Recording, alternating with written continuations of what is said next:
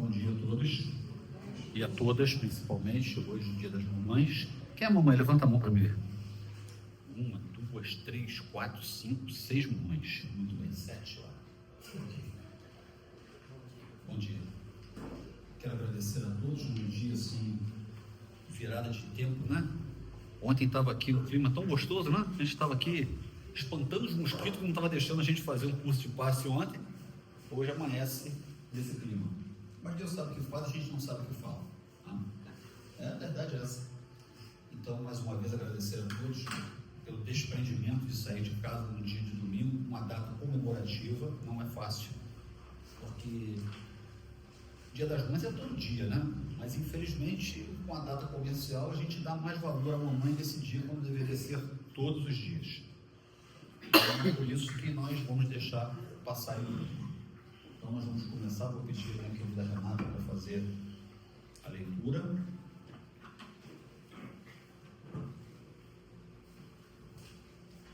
Bom dia, irmãos. Dia especial, né? Bom dia. Uma alegria muito grande estar aqui nesse dia, que a gente tira de dentro de nós sentimentos bons, né? Para um pouquinho para pensar.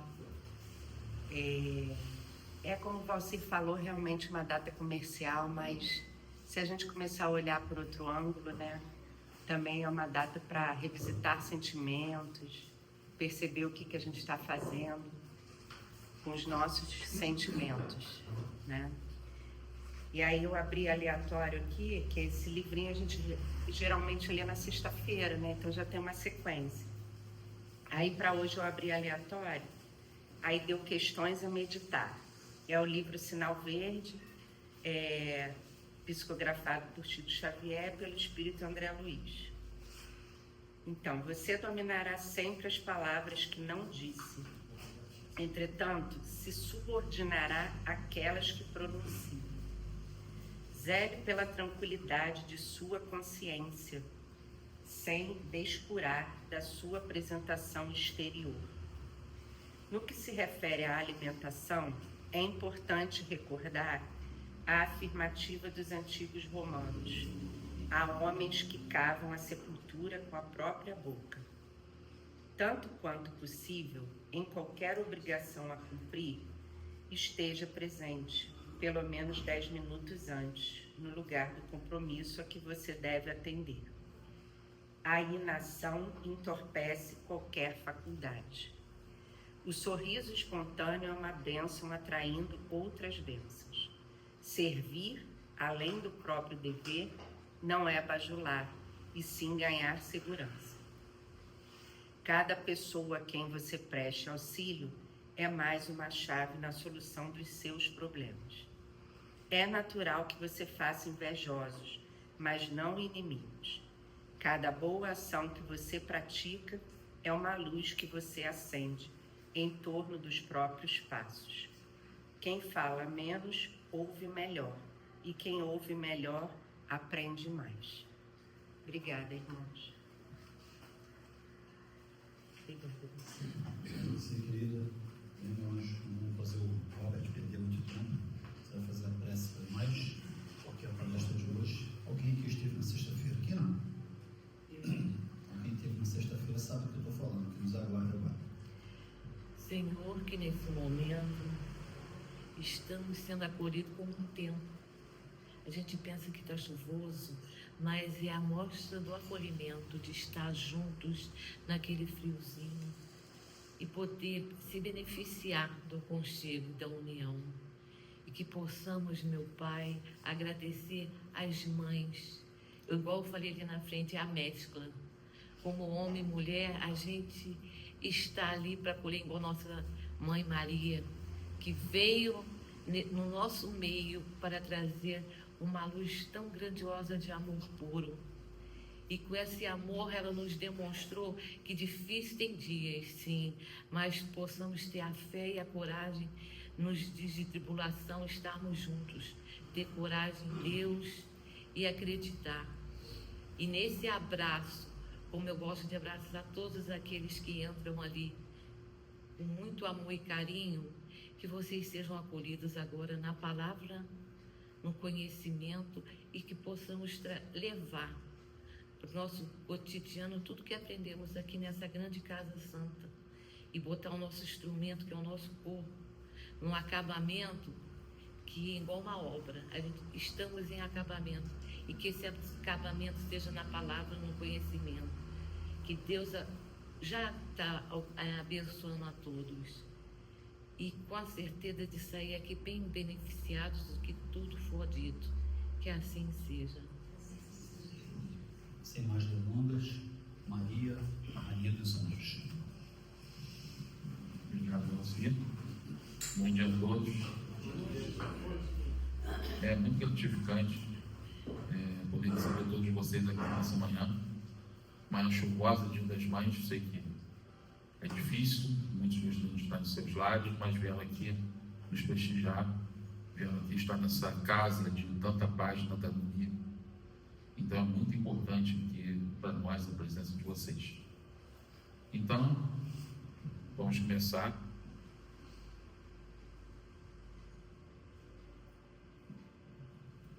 Maria, Rainha dos Anjos. Quando eu pensei em fazer essa homenagem ao Dia das Mães, não me veio outra pessoa à cabeça, porque a gente teria que falar, obviamente, da Mãe das Mães, da Mãe Santíssima, da grande Mãe da humanidade. Apesar de muitos no planeta Terra ignorarem isso, não saberem disso, mas existe uma Mãe que zela por toda a humanidade. E hoje aqui eu vou apresentar um pouco dessa Mãe, tanto na visão mítica dela, a visão criada, a visão dogmática, como na visão espiritual e também na visão histórica, para que nós possamos tirar as nossas conclusões, todas essas informações que serão aqui passadas, porque eu vi que no momento que eu montei, eu achei que inicialmente seria fácil, devido às informações que já estão prontas, mas eu vi que era difícil devido a essa coisa, esse mito, essa coisa que foi criada, a cultura judaico-cristã, a cultura católica que está, arraigada dentro de todos nós ao longo dos séculos, das encarnações sucessivas. Muitas vezes nós vivemos acreditando, vivemos em coisas como se fossem a pura realidade, e às vezes não é bem assim, às vezes é de uma forma diferente. Mas tudo também tem, mesmo nos mitos, eles têm uma razão de ser, tem uma mensagem por trás deles, e cabe à doutrina espírita, na condição de consolador, nos explicar todas essas coisas. E é isso que eu vou tentar fazer aqui um pouquinho hoje. E como eu gosto de começar com uma citação, eu vou começar hoje com uma citação de Emmanuel, mentor do nosso grande Chico Xavier, nesse livro aqui, Religião dos Espíritos, onde ele fala um pouquinho sobre Maria. E ele diz: buscando alguém no mundo para exercer a necessária tutela sobre a vida preciosa do embaixador divino, o supremo poder do universo não hesitou em recorrer à abnegada mulher, escondida no lar apagado e simples. Humilde, ocultava a experiência dos sábios. Frágil como lírio, trazia consigo a resistência do diamante. Pobre entre os pobres, carreava na própria virtude os tesouros incorruptíveis do coração, e desvalida dos homens era grande e prestigiosa perante Deus. Eis o motivo pelo qual, sempre que o raciocínio nos induz a ponderar quanto à glória do Cristo, recordando na terra a grandeza de nossas próprias mães, nós nos inclinaremos, reconhecidos e reverentes, ante a luz inacessível da estrela de Nazaré. Então, vamos iniciar falando um pouco sobre a figura de Maria na cultura popular. Primeiramente, temos a importância de Maria. Entre os cristãos, os católicos enxergam Maria como uma santidade. Já os evangélicos veem apenas a mulher que trouxe ao mundo o Messias. Em comum, há no mínimo um grande respeito pela personalidade mariana. Através de diversas manifestações de fé religiosa pelo mundo, os devotos cultuavam Maria como grande intercessor de seu filho junto à humanidade, aumentando ainda mais sua importância.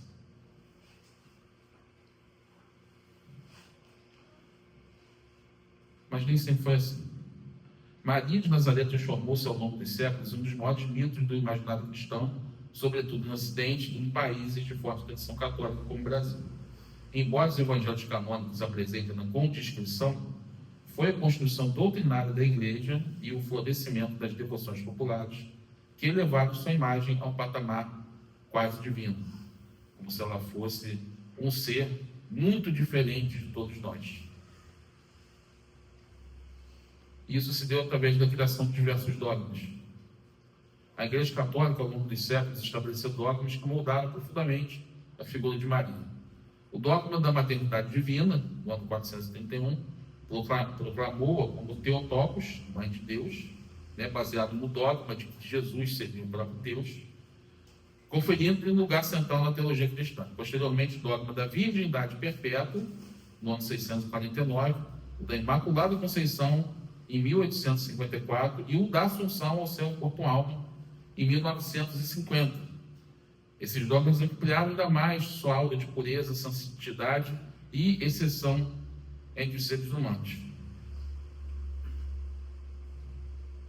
Isso criou muita simbologia e uma grande devoção na figura de Maria. Ao longo da história, ela foi assumindo rostos e nomes diversos, encarnando aspectos culturais locais.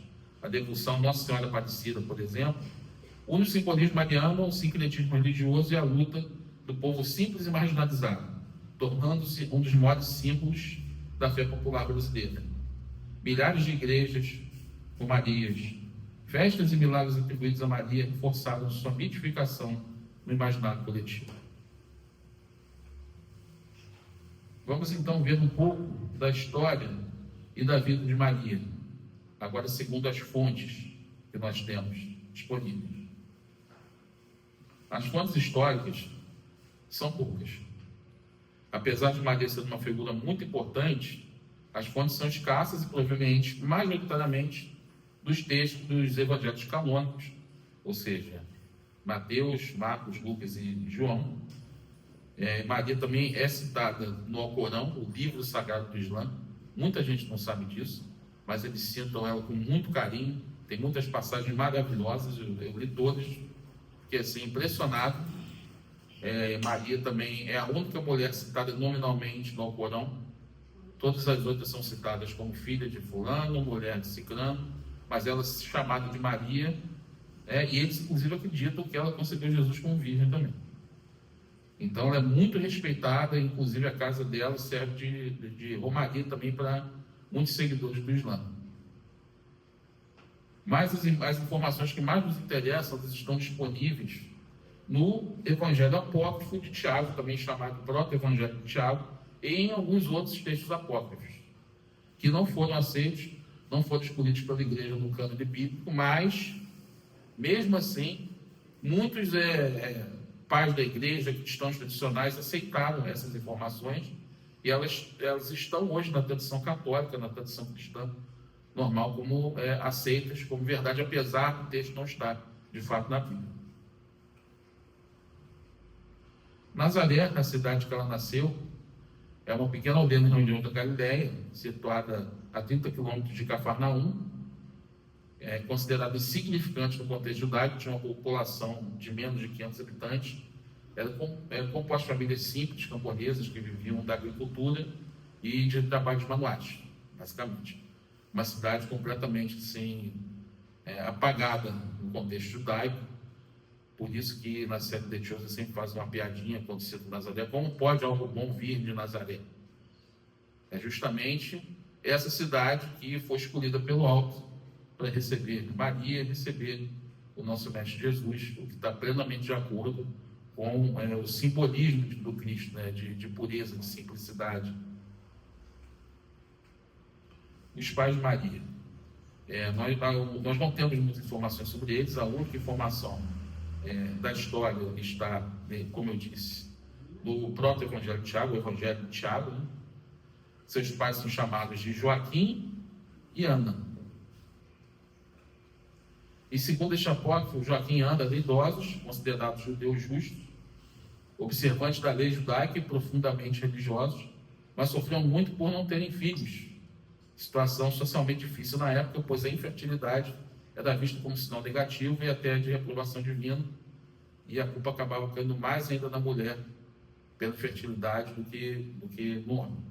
Interessante que o Alceu até lembrou, tem até igreja com o nome de, né, Lá da minha casa. de Joaquim e Ana. Igreja São, Cascatinha, Santana e São Joaquim.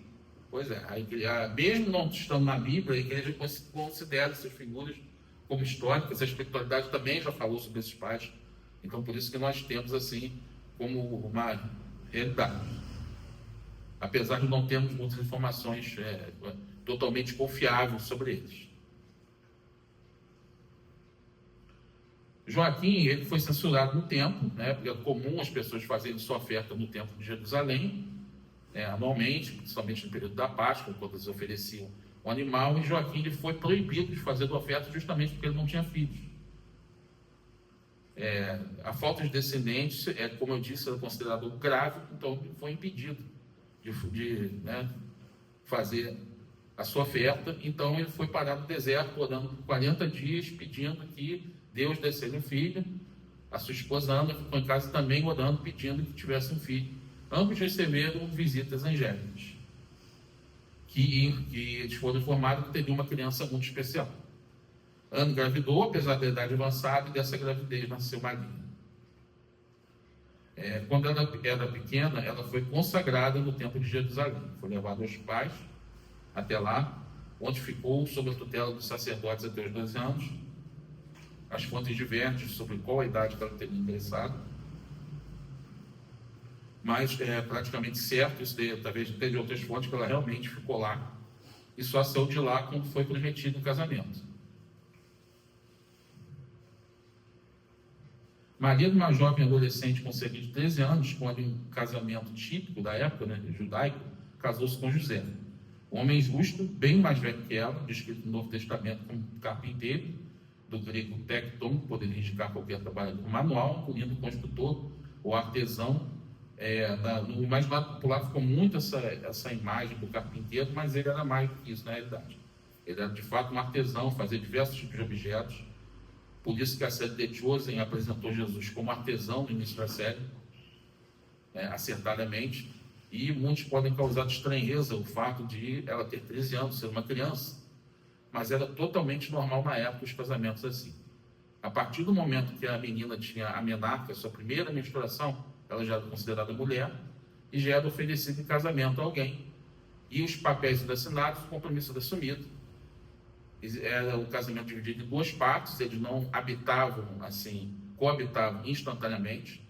Primeiro a menina continuava com os pais, era como se fosse uma espécie de noivado. Não era mais noivado porque o casamento já era oficial. Mas quando os pais achavam que ela estava preparada, eles levavam a menina à casa dos pais, do noivo, em um cortejo, entregavam no noivo e aí eles passavam a coabitar. Só depois de um tempo. Estima-se que com Maria isso teria acontecido por volta dos 15 anos, que foi a idade quando ela teria dado à luz a Jesus.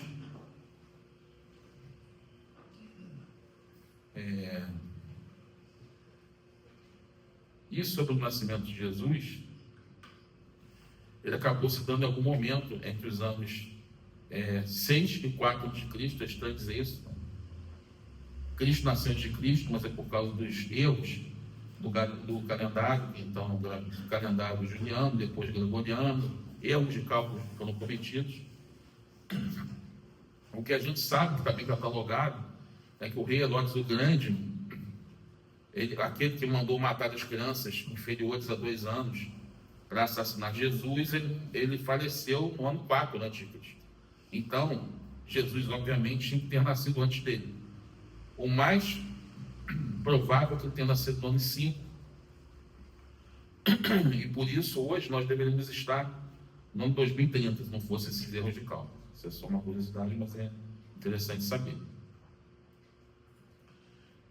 E assim foi a Sagrada Família, Fugiram para o Egito na época, depois da morte de Herodes, eles voltaram.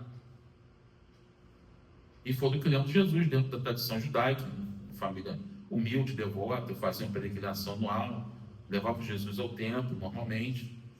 E sabe-se que José faleceu antes de Jesus iniciar seu ministério aos 30 anos de idade. O período nós não sabemos, acredita-se que tenha sido alguns anos antes, mas o período certo nós não sabemos, não tem fontes sobre isso. Aí teve todo o ministério de Jesus, vamos falar sobre isso depois, né? E após a crucificação, Jesus entregou Maria aos pés da cruz ao apóstolo João, seu discípulo bem amado. E ela foi viver com ele em Éfeso, na Turquia, até a sua desencarnação natural. Essas são as informações oficiais que temos. A Bíblia nos diz que Jesus entregou Maria a João, e depois disso, historiadores, né, sabem que João pregou em Éfeso, difundiu o cristianismo em Éfeso lá. E sobre a época em que ela vivia, uma época muito complicada, sociedade judaica dominada pela lei mosaica, sob ocupação romana, durante o período do Segundo Templo, anterior a isso, o período do Primeiro Templo, que havia sido destruído pelos babilônios, e depois foi reconstruído o templo, e ele vivia o templo assim, a sua melhor época, antes de ser destruído depois, no fim do século I. O judaísmo era complexo, com grupos diferentes que disputavam influências religiosas, políticas, além dos conhecidos fariseus, que eram aqueles religiosos fundamentalistas. Tínhamos os saduceus, tínhamos os essênios, que viviam mais à margem da sociedade, mas eles acreditavam em muitas coisas, assim, até bem próximas. Algumas lembram, né, o espiritismo. Tínhamos também uma grande parte dos judeus da época, que eram os judeus da diáspora, que seriam os judeus vivendo fora daquela região da Palestina, judeus que não falavam nem hebraico, nem aramaico, judeus que falavam grego, e só o grego. Isso por conta da influência deixada por Alexandre o Grande, que coisa de 300 anos antes, mais de 300 anos antes, havia dominado praticamente todo mundo conhecido, e com isso exerceu grande influência. Devido a essa influência grega, esses judeus, a grande maioria deles acreditavam em reencarnação. Era uma crença comum na época, não entre os fariseus, mas entre esses judeus que viviam fora da Palestina. E isso daí pode ser visto em vários locais na Bíblia, como na cura do cego de nascença, quando pergunta a Jesus: quem pecou para que esse homem nascesse cego? Ele ou seus pais? Olha, como ele poderia ter pecado para nascer cego se não fosse uma reencarnação? Então, isso demonstra a crença desse povo todo em reencarnação, na época que insistem em negar, mas está por toda a Bíblia, na realidade. Só que existia uma crença comum, a crença no Messias. A primeira religião, né, o judaísmo, a primeira religião adotada no Deus único, vivia à espera do seu Messias. No Velho Testamento tem várias profecias que anunciavam o advento de Cristo e até mesmo de sua mãe. Contudo, o povo esperava um líder militar que formaria um exército para liberar o povo de Israel da dominação romana e que mudaria todos os reis do mundo com o seu poder. Só que a gente sabe que não foi isso que veio. Contra essa crença judaica, veio um Messias simples, humilde e fraterno, que consolava os aflitos e necessitados. A boa nova de Jesus trouxe a lei maior do amor, como Deus justo, bom e misericordioso. O Espírito Miramês, através da psicografia do médium João Nunes Maia, publicou esse livro aqui chamado Maria de Nazaré. Ele comenta sobre isso. Esperava um Messias que dominasse a política e tomasse o lugar dos reis, colocando sua raça como superior a todas as demais. Não entendendo falar dos profetas sobre um cordeiro cheio de amor e sabedoria, que deveria descer à terra para iluminar os corações e não fomentar guerras por causa de alguns palmos de terra. Mas apresentamos aqui então a Maria histórica, a Maria dogmática na visão católica. Vamos agora conhecer a Maria na visão espírita. E para falar sobre isso, eu vou ter que citar mais uma vez o livro A Caminho da Luz, que eu acabo citando em quase todas as minhas apresentações, porque ele tem informações sobre tudo um pouquinho. Considero esse daqui um dos livros complementares, essenciais da doutrina espírita. E logo no primeiro capítulo, Emmanuel nos explica: rezam as tradições do mundo espiritual que, na direção de todos os fenômenos do nosso sistema, existe uma comunidade de espíritos puros e eleitos pelo Senhor Supremo do Universo, em cujas mãos se conservam as rédeas de toda a vida e todas as coletividades planetárias.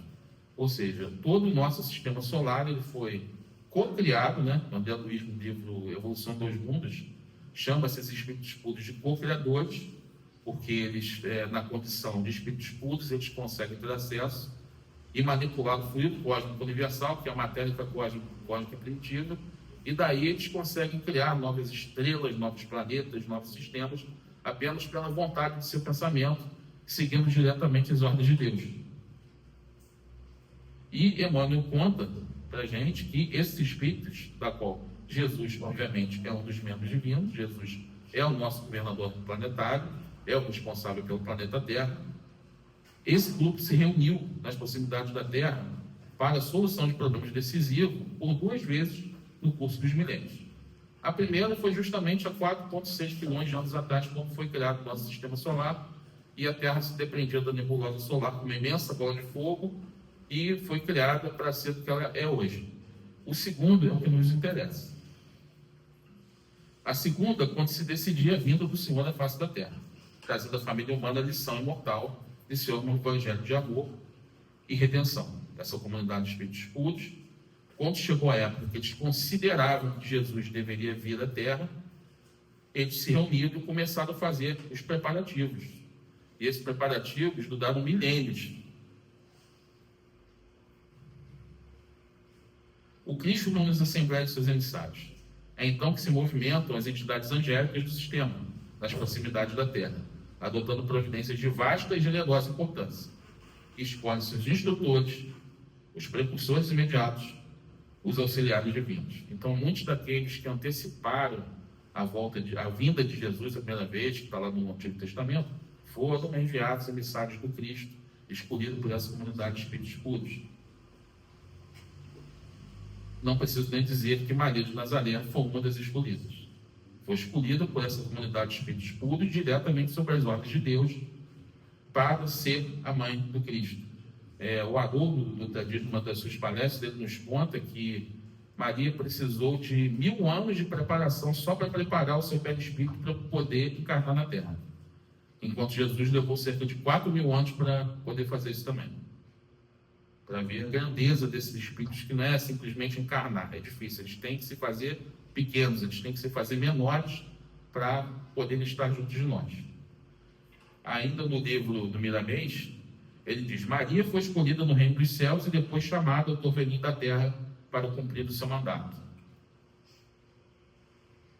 A futura mãe de Jesus, atendendo ao chamado supremo em missão sublime, orou ao Pai, conforme nos demonstra ela mesma nessas palavras: Senhor, quando aceitei, assumi todos os compromissos e torno a vos afirmar que estou disposto a voltar à terra, quantas vezes achardes conveniente, até que essa mesma terra vos conheça e se torne um reino de paz e uma escola de amor.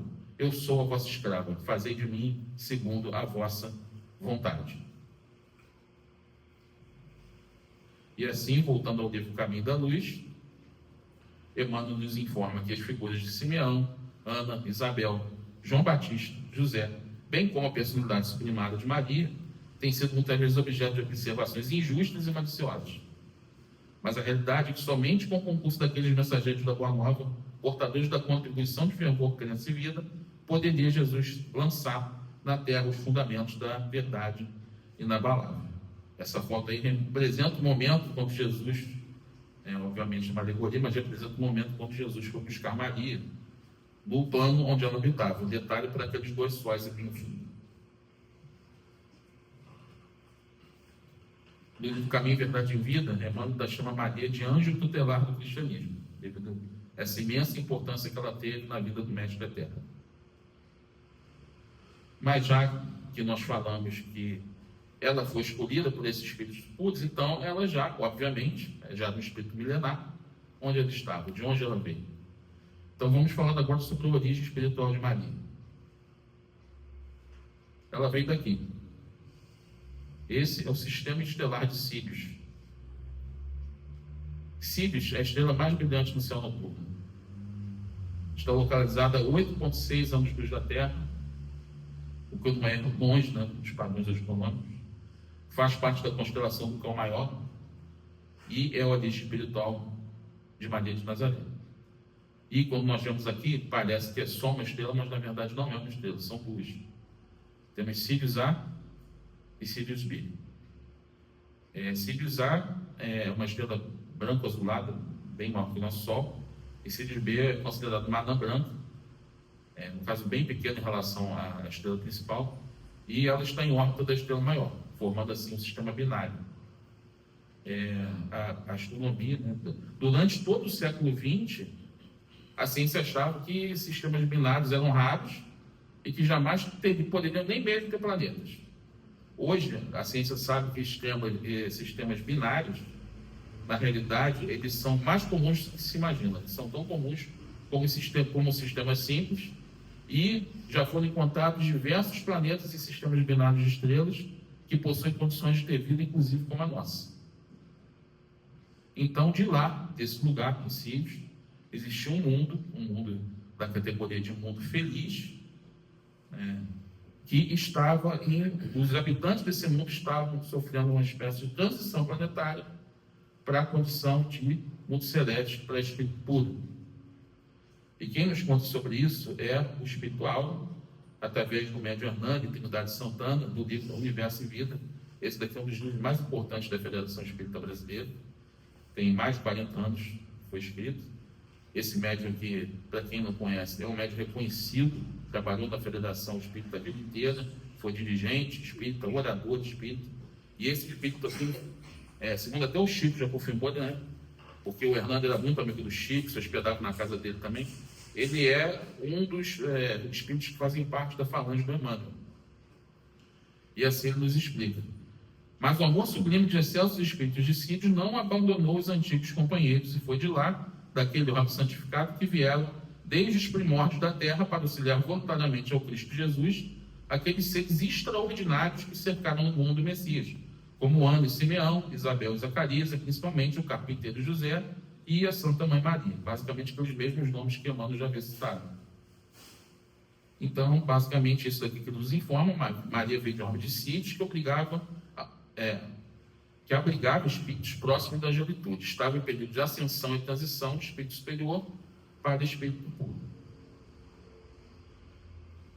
E assim nos explica, continua explicando o espiritual. Existem, contudo, outros seres muito peculiares que não são propriamente agêneres, mas que pertencem muito mais ao plano extrafísico do que ao plano que chamamos físico. Trata-se de criaturas sem dúvida humanas, mas cuja ligação biopsicofisiológica com a matéria densa, a que chamamos carne, é a mínima possível. São espíritos sublimes, de intensa superioridade evolutiva, que só encarnam na Terra em raras e altíssimas missões, de singularíssima importância para a evolução da humanidade. O maior desses espíritos foi Mãe Maria de Nazaré, a Virgem Excelsa, Rainha dos Anjos, cuja presença material na crosta terráquea foi indispensável para a materialização do Messias divino entre os homens. Ou seja, de todos esses espíritos que vieram de Sirius, e até de outros planetas que vieram também, Maria é o maior de todos.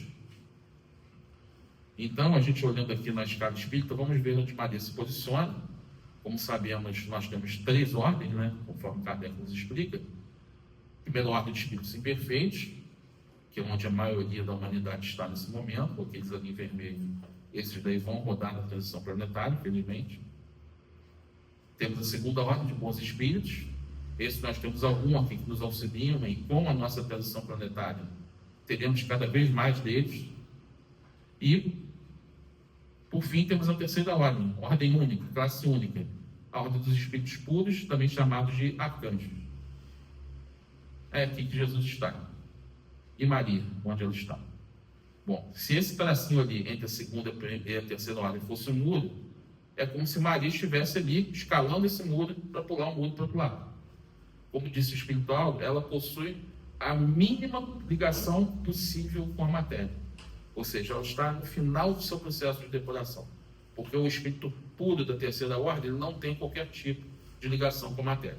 Então, isso mostra que ela já estava assim, quase assim, naquele grau supremo.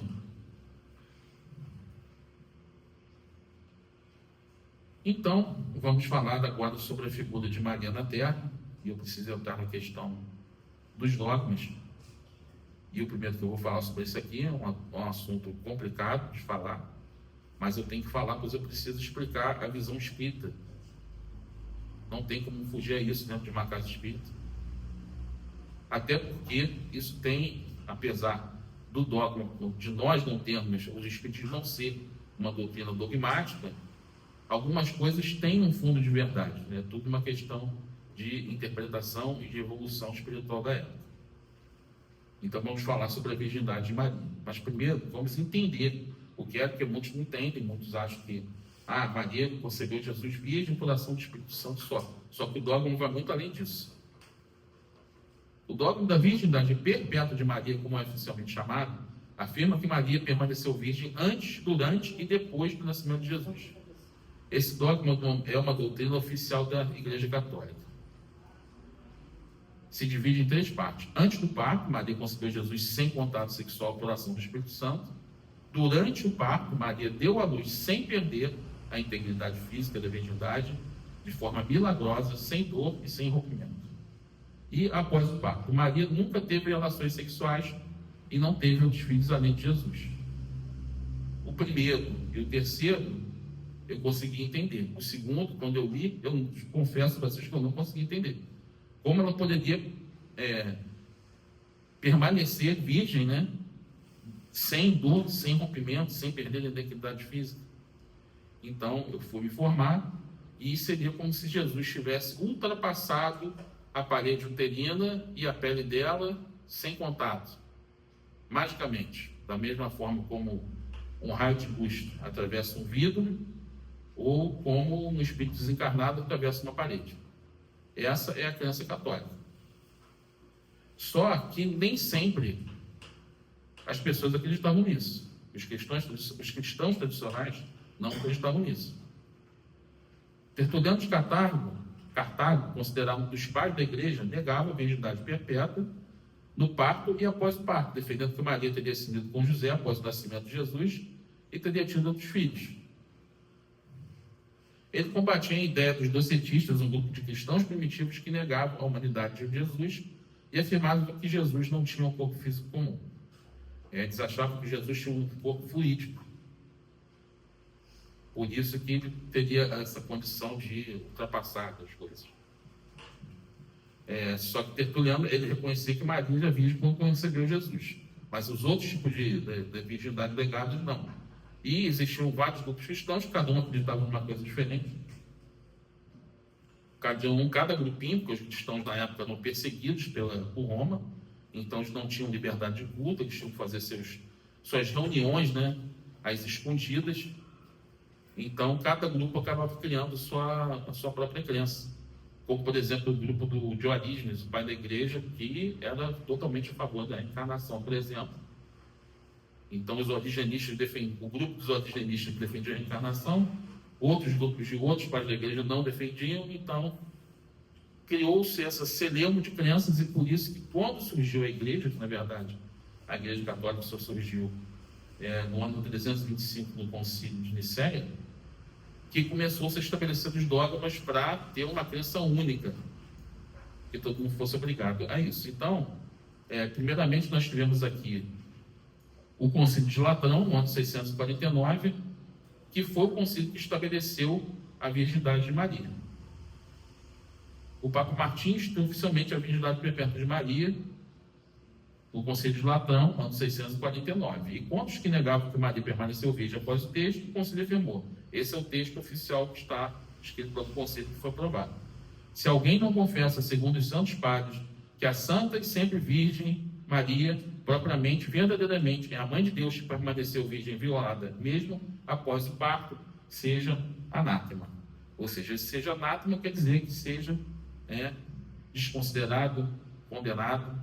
O mínimo que a pessoa ganhava aqui era uma excomunhão, perdia todos os seus bens, e dependendo da época, podia ir parar na fogueira se a pessoa negasse isso. Então, isso daí, assim como outros dogmas, serviu para que se estabelecesse a fundo aquela crença única, para que as pessoas não tivessem liberdade de interpretar e acreditar da forma como quisessem.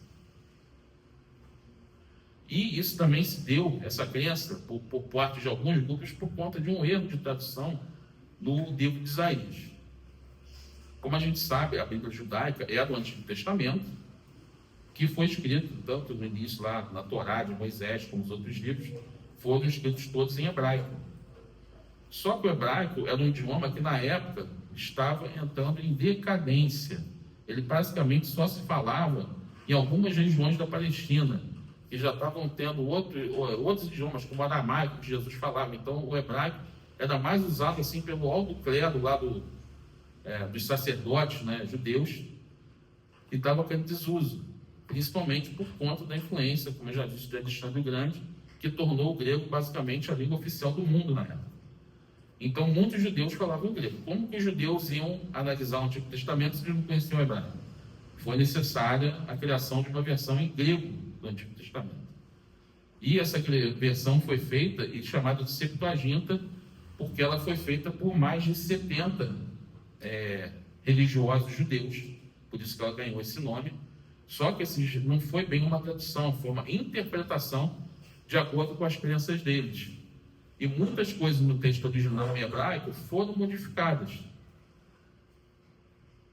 Isso daí acabou gerando assim inconsistências. Tanto é que séculos mais tarde os próprios judeus abandonaram a Septuaginta e fizeram novas traduções a partir do chamado hebraico massorético, que é dos textos originais. Um dos principais erros que causaram essa crença foi o erro do livro de Isaías, capítulo 7, versículo 14, onde a gente lê o seguinte: portanto, o Senhor mesmo vos dará um sinal. Eis que a Virgem conceberá e dará à luz um filho, e lhe chamará Emanuel. Só que eu transliterei o texto original hebraico para o nosso alfabeto e separei aquela palavra ali, almar. Essa palavra almar, em hebraico, na realidade, ela não significa virgem. Ela significa jovem mulher. É um termo usado para mulheres novas que estavam em idade de casamento, mas não significava virgem. O problema é que na tradução para grego foi usada a palavra partenos, que significa virgem. Alguns argumentam, a mulher jovem, né, deveria ser virgem pela lei judaica, por isso que foi traduzido assim. Mas, na realidade, existia uma palavra no hebraico para virgem, que era a palavra betulá. Então, se eles não usavam essa palavra, é porque eles não queriam dizer necessariamente virgem. Então, essa aqui é a tradução correta. Portanto, o Senhor mesmo dará um sinal. Eis que a jovem mulher conceberá e dará à luz um filho. Se a gente pegar Bíblias que foram traduzidas direto do hebraico, sem influência, que eu considero as Bíblias mais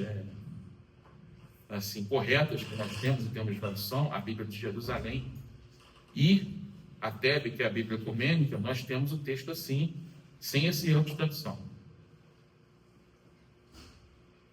E o outro motivo que levou a isso foi isso aqui: a crença no pecado original. E o que é o mito do pecado original? O pecado original na teologia cristã tradicional é a condição de culpa herdada por toda a humanidade, e a partir da desobediência de Adão e Eva. Adão e Eva não é. Ao comerem o fruto proibido, eles perderam o estado de graça, tornando-se sujeitos à morte, ao sofrimento, né, e à inclinação para o mal. Essa mancha espiritual é transmitida a todos os descendentes, sendo apagada apenas pelo batismo.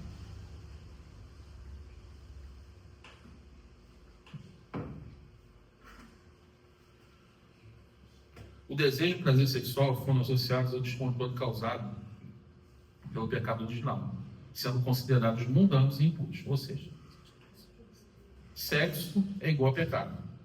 Sexo é impuro.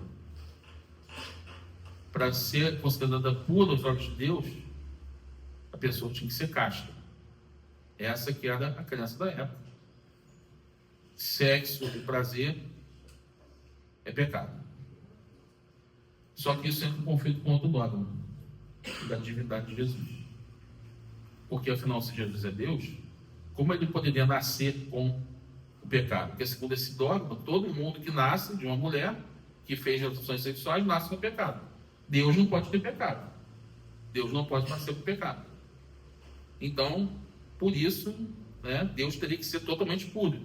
Criou-se o dogma da divindade de Jesus e, consequentemente, Depois disso é que criou-se o dogma da virgindade de Maria. Primeiro veio da divindade de Jesus, depois disso é que veio da Santíssima Trindade, que no início também não tinha Trindade, e depois é que veio o dogma da virgindade de Maria. E isso está ligado também ao dogma da Imaculada Conceição. Para reafirmar ainda mais a pureza de Maria, o dogma da Imaculada Conceição foi proclamado pela Igreja em 1854. O texto afirma que Maria foi concebida sem a mancha do pecado original, por um privilégio singular concedido por Deus para que pudesse ser um vaso puro digno de gerar o Salvador. Ou seja, além de Jesus não ter o pecado original, isso, um pouco tempo atrás, na época que estava surgindo o Espiritismo, a Igreja instituiu que Maria não tinha o pecado original. Mas como ela não tinha, se ela teve uma relação carnal? Bom, Deus interveio no momento que o óvulo chegou lá e ia fazer a concepção do espermatozoide, Deus interveio e tirou o pecado. Essa é a crença do dogma que foi criada. Então, eu pergunto, o que a doutrina espírita nos ensina sobre tudo isso? Qual é a visão espírita sobre esses dogmas? Bom, obviamente, tudo isso nos parece muito absurdo. O Espiritismo é uma doutrina que, como diz Allan Kardec, jamais, em hipótese alguma, pode entrar em discordância com a ciência.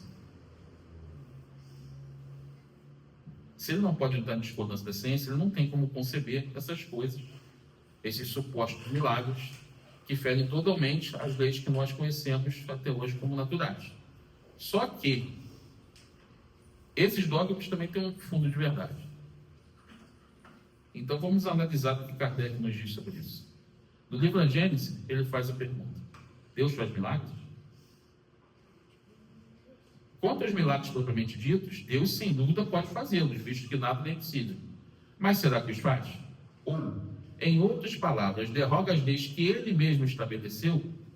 Não cabe ao homem prejulgar os atos da divindade, nem subordiná-los à fraqueza de seu entendimento. Contudo, em face das coisas divinas, temos para critério do nosso juízo os próprios atributos de Deus.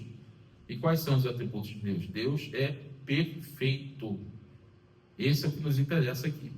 Por isso ele diz: não sendo necessários os milagres para a glorificação de Deus, nada no universo se produz fora do âmbito das leis gerais.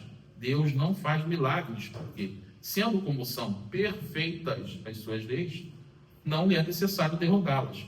Se há fatos que não compreendemos, é que ainda nos faltam os conhecimentos necessários. Ou seja, as leis humanas, elas precisam de constantes mudanças, porque elas são imperfeitas, elas não prevêem uma série de coisas, elas precisam ser reparadas, precisam ser emendadas, precisam ser substituídas conforme o avanço da humanidade. Era legal, totalmente legal, a escravidão. Hoje é uma coisa absurda. Isso é o quê? Imperfeição humana.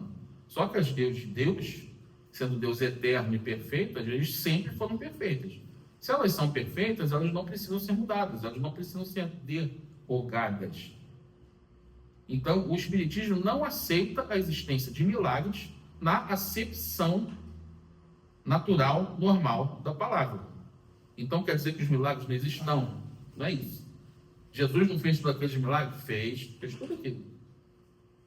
Só que ele fez de acordo com as leis naturais. Jesus é um espírito puro. O espírito puro, ele tem tanto conhecimento intelectual avançadíssimo, como o conhecimento moral que o permite usar esse conhecimento intelectual da forma correta. O espírito puro, como eu já disse antes, ele forma estrela, ele forma planetas. Ele pega aqueles elementos que estão dispersos, que já foram criados no núcleo de uma estrela, que estão dispersos no espaço através de uma nebulosa, e cria novos mundos. Só pela força do seu pensamento. E eles podem fazer isso porque eles não erram. Eles não erram porque eles são perfeitos, porque eles não têm influência qualquer da matéria. Então, para um espírito como Jesus, que forma um planeta, o que é? Andar sobre as águas, multiplicar pães e peixes, curar doenças físicas. Isso não é nada. Isso não é nada, perto do que ele pode fazer. Lembre, André Luiz disse que ele é co-criador. Então nós, à medida que vamos evoluindo, vamos descobrindo as leis da natureza. Um relâmpago que caísse há 5.000 anos, uma pessoa ia atribuir aqui a Deus, a deuses, fazendo milagres. Hoje nós sabemos explicar cientificamente como ocorre um relâmpago. Da mesma forma, eu não sei como Jesus fez para andar sobre as águas. Não sei. Mas um dia nós vamos saber. Um dia nós vamos entender as leis da natureza e saber o que ele usou ali para fazer isso. À medida que nós vamos evoluindo, os mistérios vão se desfazendo, vamos ganhando outros mistérios, mas os mistérios vão aparecendo. Então, se existe já uma forma de concepção natural, por que você vai mudar isso? Por que sexo é pecado? À medida que nós vamos evoluindo, nós vamos entendendo que, na verdade, o sexo é normal, faz parte da reprodução, faz parte das leis perfeitas da natureza criada por Deus, portanto, não há necessidade que eles sejam derrogados. E sobre o mito de Adão e Eva, nós bem sabemos que se trata, o texto de Adão e Eva, na verdade, é um texto fantástico. Tá? Uma das coisas mais impressionantes que nós temos logo no início da Bíblia, no primeiro capítulo, a Gênesis, escrito por Moisés. Ele, na verdade, se revela várias coisas, entre elas, constituem lembrança dos espíritos degradados da paisagem obscura da terra.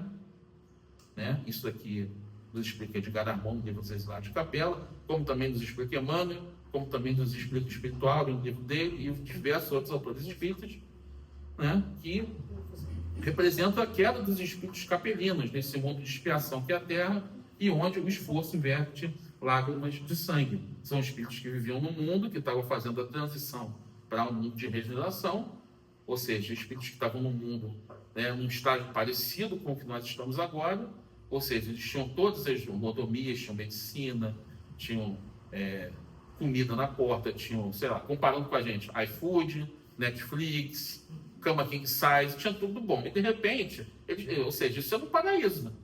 De repente eles tiveram que cair num planeta onde eles tinham que caçar o próprio alimento e comer cru. Ou seja, eles perderam o paraíso que eles tinham e foram para um verdadeiro inferno, um verdadeiro vale de lágrimas. Essa é a figura do paraíso perdido, que nós nos encontramos não só entre Adão e Eva, nós já encontramos isso anteriormente em outras figuras de outros povos da humanidade, como Gilgamesh lá, e tantos outros que nós temos, justamente porque o povo daquela época eram os próprios capelinos que estavam ali exilados, então eles criaram essa figura de linguagem para nos explicar o que de fato aconteceu com eles. E o pecado original? Muita gente não sabe, mas Allan Kardec falou sobre o pecado original também. Está lá na Revista Espírita de janeiro de 1862. Os espíritos que vão ser expulsos da Terra, e aqui ele está falando do nosso processo atual de transição planetária, como os espíritos impuros serão expulsos, uma vez transplantados para a Terra de exílio, não se despojarão instantaneamente do seu orgulho e de seus más instintos. Ainda por muito tempo conservarão as tendências que traziam o resquício da velha levedura. O mesmo se deu com os espíritos da raça adâmica exilados na Terra.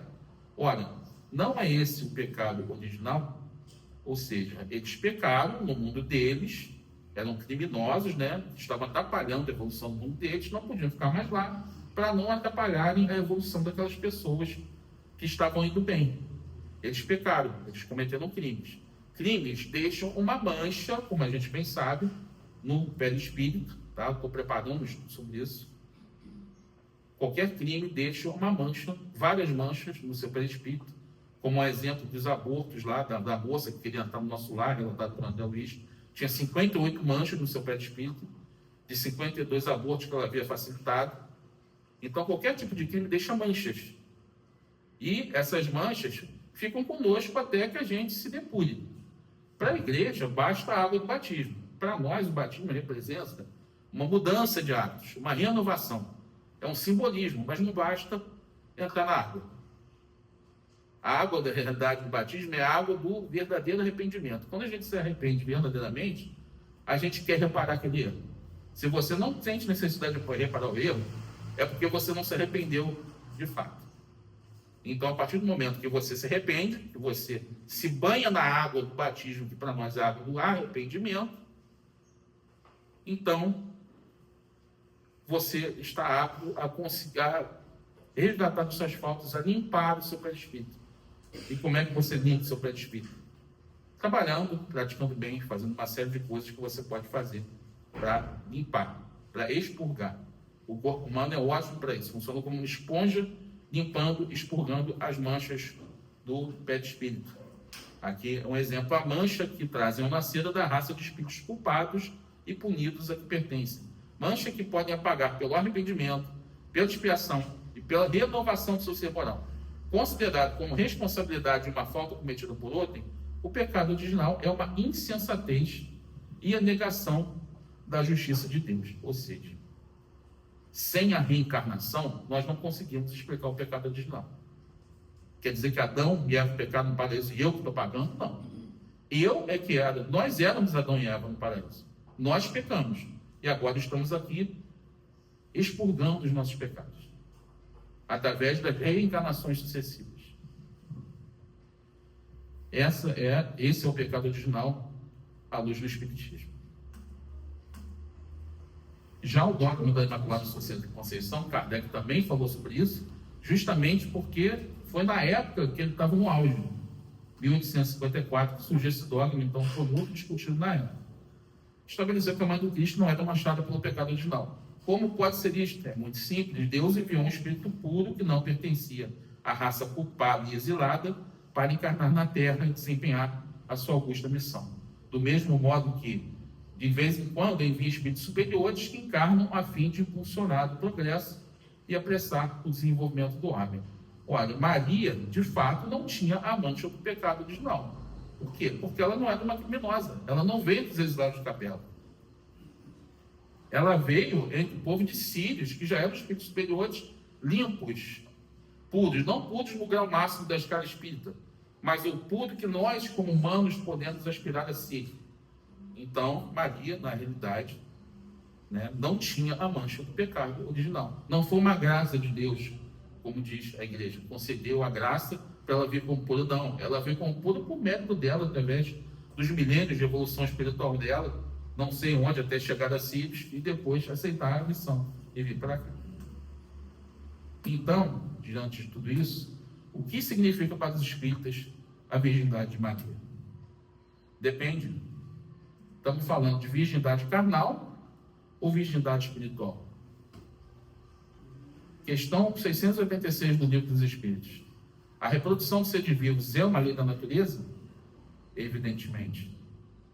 Sem a reprodução, o mundo corpóreo pereceria. Para o Espiritismo, o sexo não é pecado. Logo, a virgindade física de Maria é irrelevante para testar a sua grandeza moral. O foco está na missão espiritual e na elevação moral, e não na biologia, porquanto nós não nos preocupamos com esse assunto. Eu estou falando aqui porque a gente tem que explicar para as pessoas que não conhecem a fundo a doutrina espírita entenderem.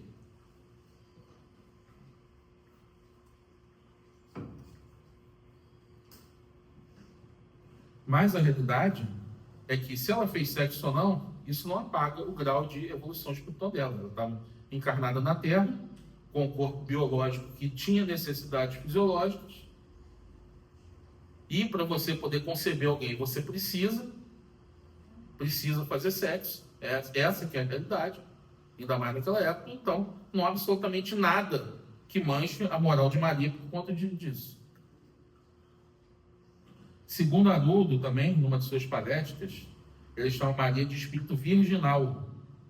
Ele diz que Maria representa o feminino em sua pureza máxima. Tem esse livro aqui, Maria, Mãe de Jesus, que é um livro com psicografias de Chico Xavier e Evandro da Amaral Pereira a respeito de Maria, organizado por Edson Carneiro. Ele explica o seguinte: Maria é um dos espíritos mais puros que foram dados à humanidade conhecer. Fiel a Deus, Maria não quer ser idolatrada, ou seja, não deseja que a vejamos como um ídolo que o tempo logo destrói. Solicita que a consideremos como criatura de Deus, cooperadora de Jesus na edificação de seu reino, que está sendo construído no coração humano. Ou seja, ela não quer idolatria. Ela quer que nós pratiquemos o bem. Ela quer que nós venhamos a seguir a boa nova que o Cristo ensinou, que ela ajudou a espalhar. Ainda no livro Maria de Nazaré, Miramês explica que Maria, espírito de alta envergadura, de uma pureza de sentimentos tal, escapa a todas as nossas deduções e esforços de compreensão. Maria, mãe de Jesus, é um espírito de pureza lirial, vindo de planos altamente iluminados, para receber e ter em sua companhia o espírito mais evoluído que pisou o solo terreno, portador de mensagem de Deus para os homens. Bom, seguindo a virgindade de Maria, temos que falar sobre esse outro assunto também, os outros filhos de Maria, que estão, obviamente, ligados a esse tema. Maria teve outros filhos? São 3 as possibilidades. A primeira hipótese, não, segundo a própria Igreja Católica, pois isso, obviamente, entraria em conflito com o dogma da virgindade. Claro. Segunda hipótese, sim, segundo as igrejas protestantes, pois há várias passagens dos evangelhos que citam os irmãos de Jesus. Os protestantes admitem que ela concebeu Jesus como virgem, mas não que permaneceu como virgem, que após isso ela teve diversos outros filhos. E existe ainda uma terceira hipótese. Sim, segundo autores cristãos antigos como Orígenes, Eusébio e Jerônimo, eles afirmavam que José era viúvo e os filhos citados eram filhos de seu casamento anterior. São essas 3 hipóteses. Só que nós não, na verdade, é que nós não temos documentação histórica, algo que comprove tudo isso. Então, tudo fica na base da interpretação. A passagem que deixa isso mais assim, claro é essa aqui de Marcos, capítulo 6, versículo 3, que afirma: não este carpinteiro, filho de Maria, irmão de Tiago, José, Judas e Simão, e não estão aqui entre nós, suas irmãs? Ou seja, ele cita aqui 4 filhos homens e irmãs no plural, ou seja, são no mínimo 2. Então Maria aqui teria tido pelo menos 7 filhos, contando com Jesus. Será que foi assim? O argumento católico: não há no aramaico, no hebraico, uma palavra que signifique primo. Assim, a palavra traduzida como irmão se refere também a primos, parentes ou pessoas próximas. É verdade. A palavra arque, em hebraico, ela pode significar qualquer tipo de parente próximo. Irmão, primo, parente, pode até significar uma pessoa da comunidade, assim, um vizinho, alguém que seja da mesma comunidade, que seja bem próximo. Não existia uma palavra para primo. Só que isso tem um problema.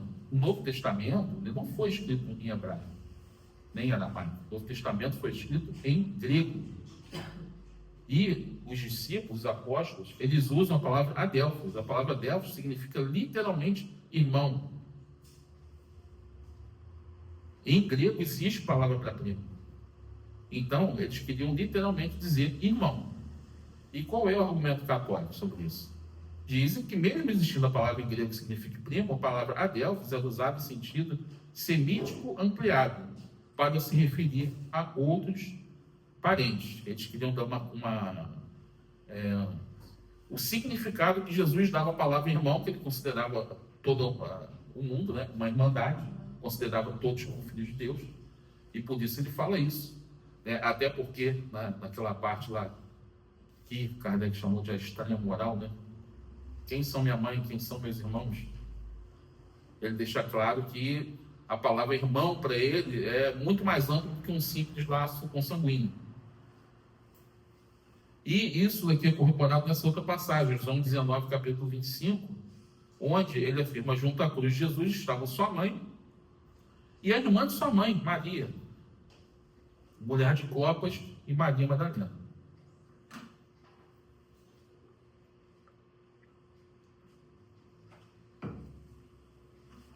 Ou seja, ele está afirmando aqui que Maria tinha uma irmã. Como pode Maria ter uma irmã? Os pais dela eram idosos, estéreis, o nascimento dela foi praticamente milagroso, é consagrado na história que ela havia sido filha única. Como é que ela pode ter uma irmã? Detalhe, uma irmã também chamada Maria. Qual o pai que, tendo 2 filhas, colocaria o mesmo nome? 2 Marias. Esse é o argumento católico. Não há como 2 irmãos biológicos se chamarem Maria. Segundo padres estudiosos católicos, Clopas era um irmão de José. E, portanto, a Maria citada seria sua cunhada, o que reforça o argumento de que a palavra adelphos, irmãos, é usada para designar outros graus de parentesco também, no caso que os apóstolos usaram. Outro argumento forte que se dá para que Maria não tinha outros filhos é justamente a questão de João. Maria não teve, Jesus pregado na cruz, entregou Maria ao seu discípulo amado, o apóstolo João, que passou a ser o responsável por ela. Caso Maria tivesse seus filhos, eles deveriam desempenhar esse papel. Por quê? Porque na lei judaica, mulher era considerada um ser incapaz. Mulher não poderia sair de casa, mulher não poderia trabalhar sem autorização do marido. A mulher tinha um homem que era responsável por ela, assim como um menor de idade hoje tem que ter seus responsáveis. Antes do casamento, responsável do pai. Após o casamento, responsável passava a ser do marido. Caso ela ficasse viúva, o responsável seria o filho primogênito. Na falta dele, os outros filhos. E caso não tivesse nenhum parente, seria estabelecido alguém da comunidade para cuidar dela. Então, se Maria tivesse outros filhos, era bem lógico que eles ficassem responsáveis por elas. Não precisaria ter uma terceira pessoa, que não é parente, né, João era filho de Zebedeu, que ficasse responsável por ela. Então esse é um argumento utilizado de que ela não teria filhos, explicando por que ela não teria esses filhos. Só que na realidade não existem informações históricas conclusivas sobre o irmão de Jesus, nem de que eles seriam somente filhos de José. Tudo sempre cai no campo da interpretação. Informações espirituais também são vagas, conflitantes e não confiáveis. E o que nos diz o Espiritismo sobre isso? Nada. Cabe aqui no mesmo questão do dogma da virgindade de Maria. O Espiritismo não é uma doutrina dogmática. Nós não estabelecemos fulano era isso, fulano era aquilo. Né? Se ela teve outros filhos, em nada se implica em sua evolução espiritual ou em sua missão divina. Pois para o Espiritismo o sexo não é pecado, e eu digo mais, na época a fertilidade era bem vista. Apesar do sexo ser considerado pecado, a fertilidade era bem vista. Assim como a infertilidade era vista como algo errado. Se ela não teve filhos, é porque quis se dedicar totalmente ao ministério do filho. Em ambos os casos, ela continuaria sendo o espírito superior de alta grandeza. Então, se ela teve ou não outros filhos, do ponto de vista espiritual, é totalmente irrelevante, não apaga em nada a sua pureza. Então, vamos falar um pouco sobre Maria durante o ministério do Cristo. O Espírito Milanês diz que na Maria é um desses grandes seres que anunciou como que ave de luz ao seu ninho de bem-estar angelical para ajudar a humanidade, apagando sua própria luz para que se acendesse a luz maior. Ela foi escolhida justamente por isso. Ela se apagaria durante a vida do ministério do Cristo para que só o Cristo pudesse reluzir. Ela tinha uma missão sublime. Espírito de altíssima hierarquia espiritual, Maria reencarnou com uma missão sublime: servir como mãe de Jesus e sustentar com o amoroso dogma do Cristo na Terra. Sua presença nos evangelhos é discreta, mas muito importante. Um dos momentos mais notáveis é nas bodas de Caná, onde ela solicita a Jesus que intervenha, e ali ocorre o primeiro milagre público, a transformação da água em vinho, dando início ao ministério de Jesus. E Jesus, nesse dia, ainda relutou, falou assim: mãe, ainda não é a minha hora. E ela disse: vá lá. E disse se virou para os discípulos, contrariando Jesus: faça como ele vos ensinar. Faça tudo o que ele vos disser. E aí ele falou lá: peguem esses barris de água, tá água aqui e tal, transformou a água em vinho, e foi aquela coisa toda que nós já conhecemos. Então, Maria basicamente deu o pontapé inicial no ministério do Cristo. Isso daqui é um dos momentos mais importantes do Evangelho. E ela acompanhou Jesus de toda a sua vida, desde a manjedoura até o Calvário. Maria acompanhou todos os passos de Jesus, desde seu nascimento, compartilhou a dor e da incompreensão que cercava, ainda que a distância até a crucificação, onde ela sofre em silêncio, aos pés da cruz. Como sua consciência espiritual elevada, compreendia a missão do Cristo. Ele estava aos pés da cruz não apenas como mãe, mas como servidora lúcida da vontade divina, irradiando compaixão e consolo. Não foi nada fácil isso. Tá? Ela ainda não era totalmente um espírito puro, então, na escala espírita, então, materialmente falando, ela sofreu pra caramba. Mas ela tinha consciência da missão do Cristo. ela sabia que isso deveria acontecer, ela sabia que tudo isso deveria se desenrolar. Quando a gente sabe, né? Então, uma coisa está para acontecer e a gente não pode fazer nada para evitar, sabe que tem que ser assim, mas ela sofreu para caramba. Essa que é a realidade. Ela se fez pequena, né? Ela escolheu passar por tudo isso para nos ajudar. Outra informação que nós temos sobre ela é que ela é uma médium extraordinária. O espiritual diz que, como ela forneceu ao mestre a base ectoplásmica necessária à sua tangibilização, servindo ainda de pontos de referência de equilíbrio de todos os processos espirituais eletromagnéticos e quimiofísicos que possibilitariam deste orbe a presença crística. Tudo que o Senhor Jesus sentiu na sua jornada messiânica repercutiu diretamente nela, na Santa das Santas, na Augusta Senhora do Mundo. Eu gosto muito dessa expressão, Augusta Senhora do Mundo. Bem feliz essa expressão. Ou seja, ela fornecia a ectoplasma para o Cristo se materializar, porque nós bem sabemos que o episódio da ressurreição não foi o mesmo corpo que Jesus tinha. Tanto é que na primeira aparição ele apareceu aos discípulos às portas fechadas. Se fosse o mesmo corpo, ele não teria como atravessar uma parede, né? Obviamente, ele se materializava e desmaterializava, aparecia diversas pessoas materializando e se desmaterializando. Como nós bem sabemos, uma materialização requer ectoplasma, né, que foi estudado, né, pelo grande Charles Richer, prêmio Nobel, né, e também por outros cientistas como William Crook, uma galera aí. E nós sabemos disso. Então ela era uma extraordinária médium de efeitos físicos e tinha outros tipos de mediunidade também. Vamos então falar sobre Maria após a cruz, após o Calvário, após quando ela foi viver com João naquela que foi conhecida como a Casa do Santíssimo. E assim nos diz a Bíblia: vendo ali sua mãe e ao lado dela o discípulo a quem ele amava, Jesus disse a sua mãe: mulher, aí está o seu filho.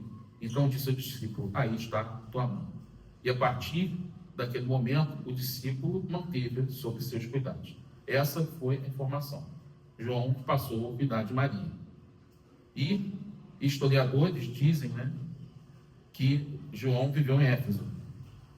Autores cristãos como Irineu e Eusébio confirmam isso. Ele viveu em Éfeso. Lá ele comandou uma comunidade cristã local. Éfeso ficava onde hoje é a Turquia, e lá ele pregou a Boa Nova, ele pregou o cristianismo.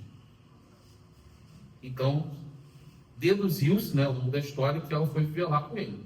Nós tivemos essas informações muito mais tarde, através de várias fontes espirituais, como, por exemplo, Humberto de Campos, no livro Boa Nova, no capítulo 30, ele diz o seguinte: após a separação dos discípulos, que se dispersaram por lugares diferentes para a difusão da Boa Nova, Maria retirou-se para Bataneia, onde alguns parentes mais próximos a esperavam com especial carinho. Os anos começaram a rolar, silenciosos e tristes para a angustiada saudade de seu coração.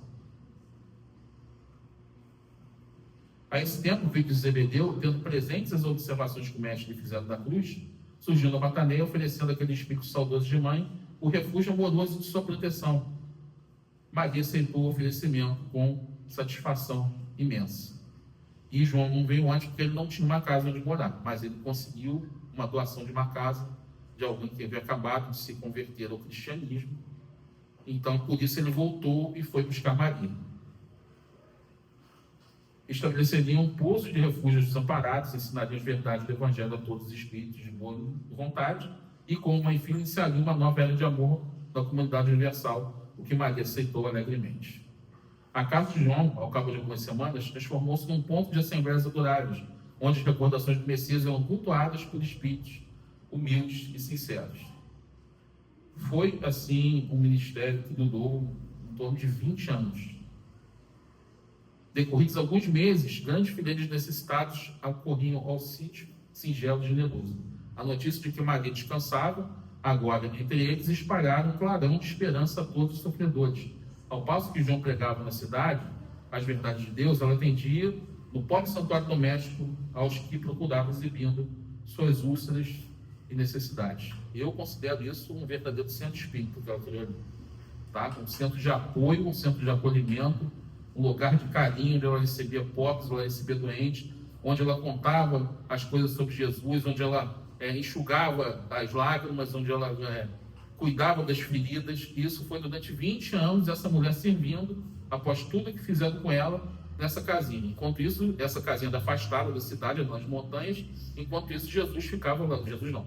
João ficava no centro lá da cidadezinha, pregando o evangelho. E ela ficou lá cuidando. Só que, essa aqui, deixa eu mostrar para vocês, essa daqui é a casa. Tá? A casa existe hoje. Nós só ficamos sabendo dela no século XIX, chamada Casa da Santíssima. A casa onde Maria viveu seus últimos anos de vida, sob os cuidados de João, é pequena e simples, construída com pedras. Possui um único cômodo principal, uma capela e um quarto. Há uma fonte próxima cujas águas são consideradas milagrosas. Virou um santuário, um local de peregrinação religiosa, já foi visitado por 3 papas, Paulo VI, João Paulo II e Bento XVI. Virou um lugar de peregrinação de diversas religiões, como eu já disse, os muçulmanos também frequentam muito lá. Só que nós só ficamos sabendo dessa casa por conta dessa mulher aqui, Ana Catarina Emmerich, que era uma freira agostiniana alemã, que era considerada, assim, muitos consideravam louca, mas era de uma mística, que vivia tendo inúmeras visões. Em seus êxtases, ela descreveu com detalhes a casa onde Maria teria vivido. As visões foram registradas por Clemens Brentano, poeta e escritor alemão. Ela não falou sobre a sua casa, ela falou sobre inúmeras passagens da vida de Jesus, que não estão nos evangelhos, falou sobre inúmeras passagens da vida de Maria, como a apresentação no templo. Ela deu detalhes, e ela disse onde a casa estava e como era a casa, sendo que ela nunca esteve nesse local. E ninguém na humanidade lá, nos últimos 1900 anos, sabia da existência onde ficava aquela casa. Então, no final do século XIX, coisa assim de 80, 90 anos depois que ela fez isso, resolveram olhar o lugar que ela falava que a casa estava. Então, padres e exploradores seguiram essas descrições e encontraram a casa. Obviamente, a casa estava em ruínas depois de tanto tempo, mas ela foi restaurada, e hoje se tornou local de peregrinação. Nós sabemos que, como eu disse, não existe milagre. A doutrina espírita explica muito bem esse tipo de fenômeno. No livro dos Espíritos tem um capítulo que fala sobre sonambulismo, êxtase e dupla vista. O que ela tinha uma faculdade de dupla vista, também chamada de segunda vista, que permite que uma pessoa, mesmo acordada, mesmo em estado de vigília, ela tenha visões. Ela pode ter visão do passado, do presente, do futuro, ou seja, futuro, coisas que podem acontecer caso os acontecimentos atuais continuem em curso, e também, tanto no plano físico como no plano espiritual. Ela tinha esse dom e nos entregou aí o local perfeito dessa casa. Só que o corpo humano cessa. Então Jesus veio buscar Maria no final de sua vida terrena. Quem nos conta é Humberto de Campos no livro Boa Nova também. Elevado pelas suas meditações, Maria veio aproximar-se por vulto de um pedinte. Minha mãe, exclamou recém-chegado, como tantos outros que recorreram ao seu caminho, venho fazer-te companhia e receber a tua bênção. Maternalmente, ela o convidou a entrar, impressionada com aquela voz que lhe inspirava profunda simpatia. O peregrino lhe falou do céu, confortando delicadamente, comentou as bem-aventuranças divinas que aguardavam todos os devotados e sinceros filhos de Deus, dando a entender que lhe compreendia as mais ternas saudades do coração. Que mendigo seria aquele que lhe acalmava as dores secretas da alma saudosa com bálsamos tão lucilosos? Onde eu viria noutros tempos aquela voz bem carinhosa? Que emoções eram aquelas que lhe faziam pulsar o coração de tanta carícia? Foi quando o hóspede anônimo lhe estendeu as mãos generosas e lhe falou com profundo acento de amor: minha mãe, venha aos meus braços. Nesse instante, fitou as mãos nobres que se lhe ofereciam no gesto da mais bela ternura. Tomada de comoção profunda, viu nelas 2 chagas, como as que seu filho revelava na cruz, e instintivamente, dirigindo o olhar ansioso para os pés do peregrino amigo, divisou também aí as úlceras causadas pelos cravos do suplício. Não pôde mais. Compreendendo a visita amorosa que Deus lhe enviava ao coração, bradou com infinita alegria: meu filho, as úlceras que te fizeram. Não conseguiu dominar seu intenso júbilo e, no ímpeto de amor, fez um movimento para se ajoelhar. Queria abraçar seus pés de seu Jesus e osculá-los com ternura. Ele, porém, levantando-a, cercado de um ralo de luz celestial, se lhe ajoelhou aos pés, beijando-lhe as mãos, disse em carinhoso transporte: sim, minha mãe, sou eu. Venho buscar-te, pois meu pai quer que sejas no meu reino a rainha dos anjos.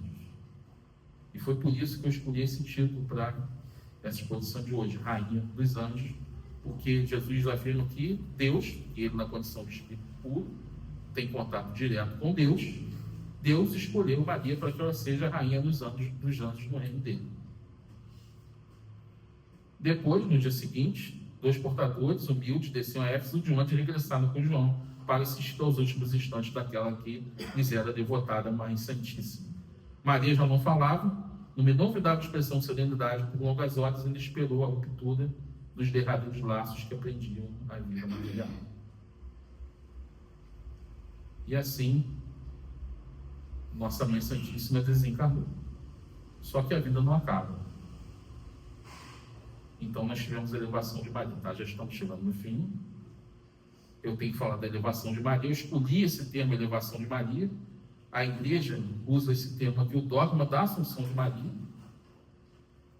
Segundo esse dogma, que foi proclamado só em 1950, pouco tempo atrás, menos de 75 anos atrás, Maria afirma que a Virgem Maria, quer dizer, a igreja afirma que a Virgem Maria, ao fim de sua vida terrena, foi levada por Deus em corpo e alma ao céu, sem passar pela corrupção da morte comum. Baseia-se no dogma da Imaculada Conceição, já que preservada do pecado original, Maria não teria sofrido a decomposição do corpo. Né? Obviamente que para nós isso aqui é outra coisa que contraria a ciência, não temos como acreditar em algo semelhante, ainda mais porque nós sabemos que a vida verdadeira é a vida espiritual. Então, imagina um corpo cansado, idoso, cheio de doenças. Na hora que você vai se livrar desse corpo para alcançar a sua liberdade, você vai ter um corpo, isso seria mais um castigo do que uma bênção, ao nosso olhar. Mas esse dogma tem um fundo de verdade, porque ele também afirma que Maria foi levada aos céus carregada por uma multidão de anjos. E segundo o Humberto de Campos, foi exatamente isso que aconteceu. A alvorada desdobrava o seu famoso leque de luz quando aquela alma eleita se elevou da terra. Mas extensas multidões de entidades angélicas a cercavam, cantando hinos de glorificação.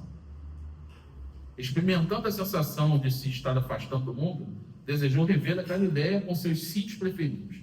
Dulcíssimas alegrias lhe invadiam o coração e já a caravana espiritual se dispunha a partir.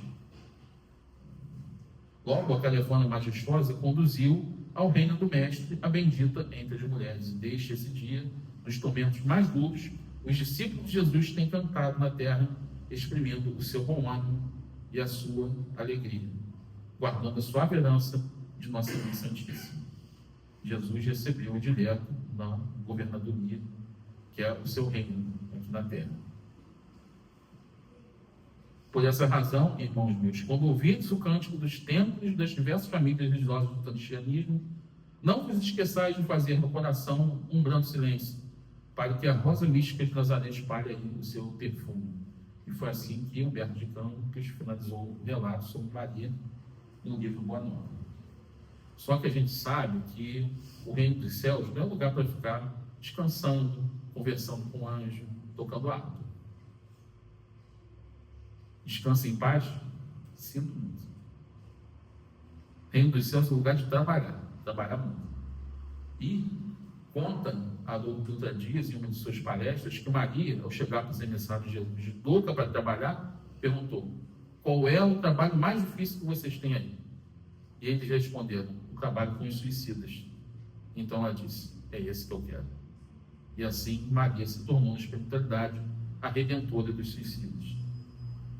Isso daqui é bem explicado por Ivone Amaral Pereira, do livro Memórias de um Suicida, onde ela relata as experiências do espírito Camilo Cândido Botelho, que é um pseudônimo usado pelo espírito Camilo Castelo Branco, que após tentar sobre a sua própria vida, vivencia uma realidade nova no mundo espiritual. Esse daqui é o Camilo Castelo Branco, que revela que Maria, auxiliada por uma avalanche de espíritos chamada Legião dos Servos de Maria, dirige no plano espiritual várias organizações de socorro às necessidades, entre elas o Hospital Maria de Nazaré. Periodicamente, singular caravana visitava o Centro de Sombras, que era como uma inspeção de alguma associação caridosa. A assistência protetora de instituição humanitária cujos abnegados fins não se poderiam pôr em dúvida. Tá? Esse livro aqui é um livro grande, é um livro difícil, é um livro que merece ser estudado, está entre aqueles livros essenciais do doutrina espírita. É até difícil trazer esse livro, então eu peguei só uns pequenos pedaços. E assim, trajados de branco, apresentavam-se caminhando pelas ruas lamacentas do vale, de um a um, em coluna rigorosamente disciplinada, enquanto, olhando-os atentamente, distinguiríamos a altura do peito de todos pequena luz azul celeste, o que parecia ser um emblema, um distintivo. Senhoras faziam parte dessa caravana. Precedia, porém, a coluna um pequeno pelotão de lanceiros, como tecendo um cordão de isolamento. Quanto a quaisquer hostilidades que pudesse surgir do exterior, né, esse povo ficava lá na frente, né, fazendo o cordão, para evitar qualquer ataque espiritual. Com a destra, o oficial comandante erguia o vinhetete de flama, na qual seguia esta extraordinária legenda, que tinha o dom de difundir inhospitável e singular temor: Legião dos Servos de Maria. E depois que eles eram recolhidos, eles iam ao Hospital Maria de Nazaré. O hospital é uma instituição espiritual localizada em uma colônia no plano extrafísico, dedicado ao resgate, tratamento e reeducação dos espíritos que cometeram suicídio. Simboliza a misericórdia divina em ação, oferecendo acolhimento fraterno, tratamento de perto espiritual, com recursos avançados da medicina espiritual, apoio psicológico, educação moral e preparo para a reencarnação redentora.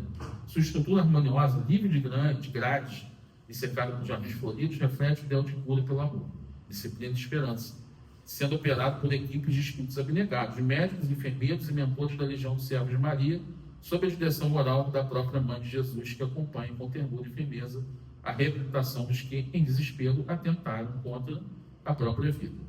O espírito Camilo Castelo Branco dá uma descrição detalhada do Hospital Maria de Nazaré, e eu joguei ele na inteligência artificial e pedi para criar uma imagem baseada, né, na sua descrição, e ela me entregou isso daqui. O Hospital da Comunidade Enferma tinha pombos, um belo jardim, água esguichando, o estilo colonial português.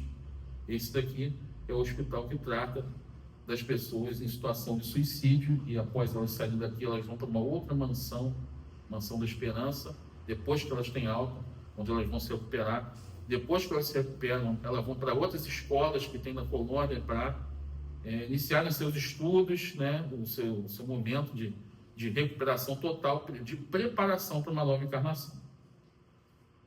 No livro Memória Suicida, ele diz o seguinte: os havidos exortam e vêm de mais alto, de lá onde Pai da assistência magnânima da piedosa Mãe da humanidade, a governadora de nossa legião. Se a outra eminente espírito for dirigida a súplica, será esta encaminhada a Maria, e seguir-se-ão as mesmas providências, pois, como vimos afirmando, é Maria, sublime acolhedora dos réprobos, que se arrojaram aos temerosos abismos da morte voluntária. Aqui temos outra imagem de Maria, nos jardins da colônia, cercado por algumas de suas auxiliares. E eu não poderia deixar de citar, chegando ao final da exposição, Chico Xavier, do Retrato de Maria. Chico Xavier, como se sabe, ele era muito ligado à figura de Maria, ele tinha inclusive algumas imagens de Maria. E ele nos trouxe aqui esse quadro, que muitos conhecem. E sobre essa aproximação dele com Maria, Chico diz o seguinte, nesse livro aqui, que ele deu em entrevista, né, ele diz o seguinte: considero Nossa Senhora, a inesquecível Mãe de Jesus, nossa Mãe na cristandade, como sendo o vínculo maternal mais importante da terra e a quem devemos recorrer em nossas necessidades, pedindo dela proteção, misericórdia, auxílio e inspiração. Chico é muito criticado até mesmo no meio espírita por conta disso. Dizem que ele é um espiritólico, que ele sofre forte influência católica, sendo uma mistura de espírita com católico, que ele faz adoração de santos, o que eu particularmente discordo, que eu particularmente acho que não é realidade. Ele está louvando, ele está pedindo intercessão de um espírito de altíssima hierarquia, o que, convenhamos, não tem nada de errado, como nos prova o próprio André Luiz, do Livro Ação e Reação, quando ele conta, na verdade quem conta é o benfeitor Silas, que explica para ele sobre o caso de uma mãe, já desencarnada, pede ajuda aos seus filhos. Então eles veem a mulher orando, né? E a mulher pede a intercessão de Maria. É uma pobre mãe desencarnada que roga pelos filhos transviados nas sombras, invoca a proteção de Nossa Mãe Santíssima, sob a representação de Senhora da Piedade, segundo a fé que seu coração pode, por enquanto, albergar no âmbito das recordações trazidas do mundo. Se a mulher dela é católica, ela desencarna, ela continua sendo católica. Ninguém muda de religião porque passou para o outro lado. As pessoas são exatamente iguais. Elas só perdem o corpo como perdem uma roupa. E ele diz assim: petições semelhantes a essa elevam-se a planos superiores. E aí são acolhidas pelos emissários da Virgem de Nazaré, a fim de serem examinados e atendidos conforme o critério da verdadeira sabedoria. Ou seja, segundo Mestre Silas, nós podemos e devemos sim recorrer a Maria ou a outros grandes vultos da humanidade, como por exemplo Francisco de Assis. Caso a mensagem não chegue a Maria, vai chegar um dos seus emissários, e o pedido vai ser ouvido, vai ser acolhido e vai ser atendido conforme a sabedoria, né? Porque muitas vezes a gente pede coisa que não é bom para a gente, mas para alguma coisa com certeza vai servir. Esse aqui é o retrato. Reza a lenda que Chico queria um retrato de Maria de qualquer jeito e pediu para Emmanuel um retrato, e fez o Emmanuel ir lá no Hospital Maria de Nazaré ver como era o retrato dela que tinha lá. Isso que conta, né? E aí Emmanuel foi lá ver o retrato, e eu vi um vídeo do próprio Chico explicando que ele foi editando, Emmanuel foi editando o retrato de um fotógrafo Vicente Ávila, e foram necessários 28 sessões para retocar aquele retrato e fazer conforme o Emmanuel estava dizendo. E o Emmanuel dizia que ela tinha que ter os olhos azuis da cor do céu. Então, foi assim o início do retrato, foi só um rabisco, depois foi aprimorado e, por fim, foi colonizado. Recentemente, um site pegou esse retrato de Maria e pediu para a inteligência artificial criar uma imagem realista. E ele criou isso aqui. Essa seria a imagem de Maria no mundo espiritual, conforme a descrição de Emmanuel, passada por Chico Xavier. Muitos também criticam, dizendo, como uma mulher judia vai lá do Oriente Médio, vai ser loura de olhos azuis. Gente, espiritismo, pé de espírito de luz aparece do jeito que ele quiser. Se a pessoa vive num lugar que acha que Maria é negra, ela pode aparecer como negra. Se a pessoa acha que Maria era loura, ela pode aparecer como loura. Se a pessoa acha que ela é morena, ela pode aparecer como morena. Ela vai aparecer de forma a ser reconhecida. Da mesma forma que Jesus aparecia para as pessoas com chagas. Você acha que ele precisava carregar chagas? Ele carregava as chagas para ele ser reconhecido. Então ela pode aparecer do jeito que ela quiser. Se ao longo dos tempos a Igreja Católica criou a imagem de que Maria era uma mulher loura, então ela vai aparecer como loura. Então isso daí é irrelevante, outra coisa irrelevante. O que importa é que é aquele espírito que nós conhecemos, mais por curiosidade. Eu pedi à inteligência artificial também para criar uma imagem de Maria como uma judia do século I. E ele me deu essa imagem aqui. E foi nela que eu baseei todas as outras imagens, com as diferenças de idade dessa apresentação. Chegando ao final, ainda tenho que falar sobre essa outra informação, mãe, advogada protetora, que o Espírito Paulo também nos dá. Ele explica que Jesus disse à esposa de Zebedeu que só se sentariam à sua direita e à sua esquerda no reino dos céus aqueles a quem o Pai havia reservado esses lugares. Por quê? Porque ele sabia que o Eterno já elegera para esses supremos ministérios o grande Batista e a magnânima Maria de Nazaré. O primeiro para reger, sob a sua crítica supervisão, os problemas planetários da justiça. Ou seja, João Batista é uma espécie de ministro da justiça de Jesus. E ela para superintender, sob a sua soberana influência, as benevolências do amor. Ela era a ministra do amor, a grande advogada da humanidade. E assim, essa é a imagem da nossa governadoria. Nós temos Cristo ao centro, como o supremo governador do planeta. E de um lado nós temos João Batista, o chanceler da justiça, e nós temos do outro lado, Maria, sua mãe, advogada do amor. E aqui ele nos informa que todos os decretos lavados pelo Supremo Chanceler da Justiça somente são homologados pelo Cristo depois de examinados e instruídos pelo excelso advogado da humanidade, a fim de que nunca falte em qualquer processo de dor as bênçãos compassivas da misericórdia e da esperança. Ou seja, Maria é uma espécie de segunda no comando do planeta, só está atrás do Cristo. Assim termina a aula. Estrela divina do universo das grandes almas, também ela teve de pregnar do paraíso excelso de sua felicidade para o nosso vale de lágrimas, a fim de ajudar e servir a uma humanidade paupérrima de espiritualidade, da qual se fez para sempre a grande mãe, a grande advogada e a grande protetora. O Bezerra de Menezes conta que quando foi feita uma celebração da sua desencarnação, que ele recebeu diretamente, por meio de uma emissária de Maria, né, da Legião dos Servos de Maria, a informação de que ele estava sendo convocado a planos superiores, que ele não precisaria mais reencarnar na Terra.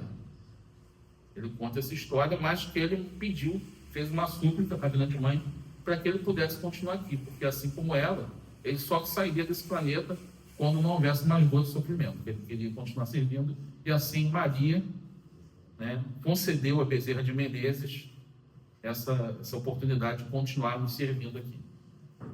E, concluindo, chegando no final, peço desculpas por ter passado, mas hoje, né, se fazia necessário, eu vou citar aqui um poema que é recitado em praticamente todas as palestras que falam sobre Maria, no meio espírita, mas é um poema muito importante. É um poema da nossa querida Maria Dolores, psicografado pelo Chico, que está aqui nesse livro Momentos de Ouro, que é um livro assim, que tem mensagens de diversos espíritos. E ele narra um momento onde Maria vai fazer os seus primeiros trabalhos do plano espiritual. E ela vai resgatar Judas Iscariotes das trevas, logo o traidor de seu filho, mostrando que ela é uma autêntica cristã, que ela coloca, né, que ela faz aquilo que o Cristo ensinou, perdoar acima de tudo. Então, assim narra Maria Dolores. Depois de muito tempo, sobre os quadros sombrios do Calvário, Judas, século além, errava solitário. Era triste a paisagem, o céu era nevoento, cansado de remorso e sofrimento, sentara-se a chorar. Nisso, nobre mulher de planos superiores, nimbada de celestes esplendores, que ele não conseguia divisar, chega e afaga a cabeça do infeliz. Em seguida, num tom de carinho profundo, quase que em oração, ela diz: meu filho, por que choras? Acaso não sabeis? Replica o interpelado, claramente agressivo. Sou morto e estou vivo. Matei-me e novamente estou de pé. Sem consolo, sem lar, sem amor e sem fé. Não ouviste falar em Judas, o traidor? Sou eu que aniquilei a vida do Senhor. A princípio, julguei poder fazê-lo rei, mas apenas lhe impus sacrifício, martírio, sangue e cruz. E em flagelo e aflição, eis que a minha vida agora se reduz. Afastai-vos de mim, deixai-me padecer nesse inferno sem fim. Nada me pergunteis, retirai-vos, Senhora. Nada sabeis da mágoa que me agita. Nunca penetrareis minha dor infinita. O assunto que latino é unicamente meu.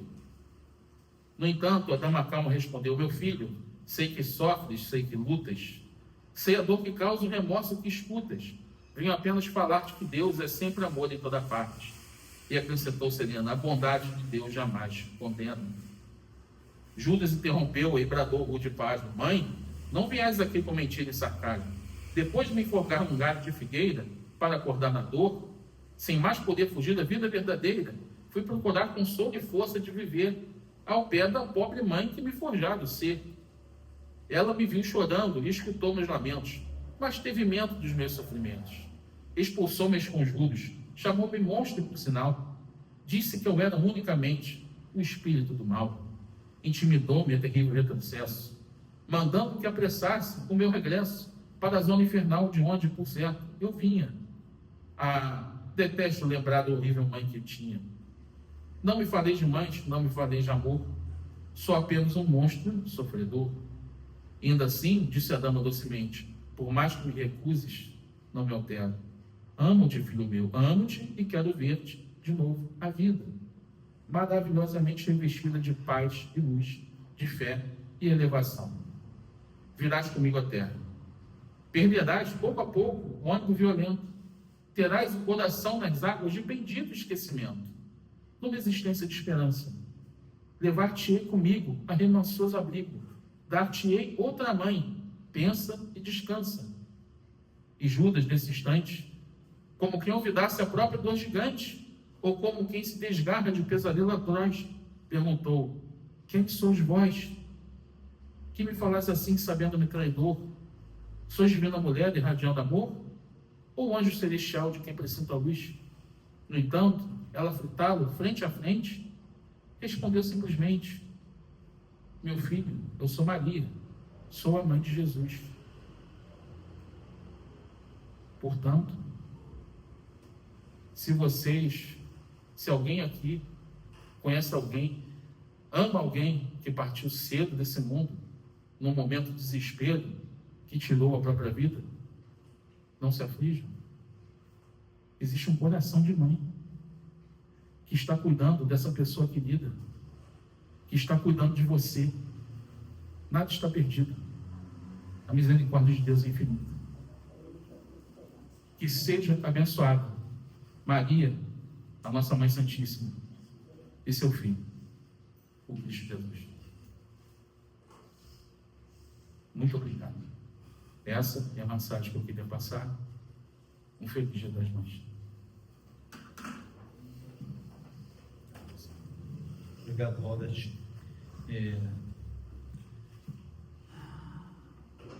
Alguns dias atrás, um determinado membro da Igreja Católica disse que no Espiritismo a gente conversa muito com o demônio.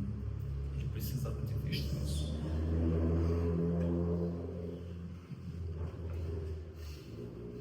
Nós vamos à nossa oração final e eu vou pedir depois às mamães que permaneçam antes do passe. A gente tem umas lembrancinhas que a gente gostaria de sortear em agradecimento à presença de todos vocês.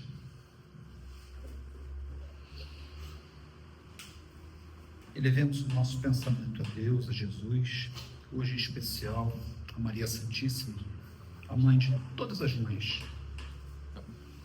Que ela possa cobrir o mundo com seu manto sagrado, que possa trazer até nós um pouco mais de paz, de união, de discernimento e, acima de tudo, de perdão, porque somos todos nós, sem exceções, pecadores. Se assim não fôssemos, não estaríamos aqui. Pede a teu filho Jesus, mãe, que ore por todos nós, por aqueles que gostariam de ter vindo, aqueles que nós gostaríamos que aqui estivessem e não vieram. Que a tua paz faça morada permanente nos nossos corações. Que assim seja, graças a Deus. Quantas mamães nós temos hoje de novo? Levanta a mão porque chegou mais gente depois. Vocês estão chorando por quem? Porque o Robert está chorando. Homem não chora, homem tem suor hétero. Levanta a mão, por favor, mamãe. 1, 2, 3, 4, 5, 6, 7, 8. É isso? Ok. Você é meu ajudante, vem.